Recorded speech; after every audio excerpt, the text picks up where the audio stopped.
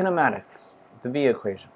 I wanted to make a mini lecture for you guys in physics today. I'm going to try to keep this one under 5 minutes. The V equation is one of the most important equations among the kinematical equations. It says that V subscript F is equal to V subscript I plus acceleration A times delta T. What's going on with these subscripts? A lot of people are confused about that. Why do we use subscripts in physics? Why don't we just write letters next to each other? The reason is if we write letters next to each other, it looks like we're multiplying.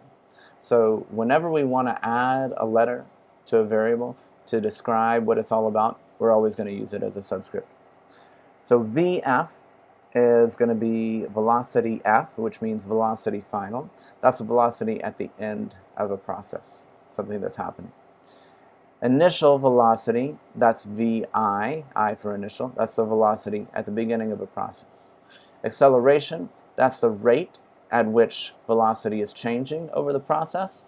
We're going to assume that to be a constant, which we in general do for our kinematics equations. Delta T, that's the time over which the process takes place. So, if you put that all together, what our equation is saying is that the velocity at the end of a process is the same as the velocity at the beginning of the process plus the acceleration happening times the time duration for that process. Now, if you think about that, that is a concept that you understand very well. That just basically says that the change in how much you have of something, in this case velocity, is equal to the rate at which that thing is changing. Acceleration is the rate of change of velocity, just like velocity itself is the rate of change of position, times the amount of time that passes as the thing is increasing or decreasing at that rate.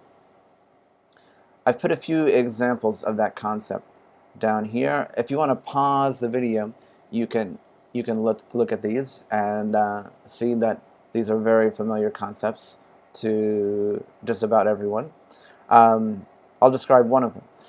Suppose we've got oranges on the shelf of a store. Well, the number of oranges that we're going to have on that shelf at the end of a given shopping day is going to be the same as the number that are on the shelf at the beginning of the day, subtracted by the rate at which the oranges are going to be bought by customers times the number of hours that they're being bought for. That's going to give you the change. The multiplication of those two things is going to give you the change in the number of oranges. You subtract that change from the starting value, you're going to have the ending value. And it's similar with these other two examples as well. Alright, that's the end of the conceptual explanation of the V equation. Stay tuned for the applications video, which you should see a link for at the bottom of this video right now.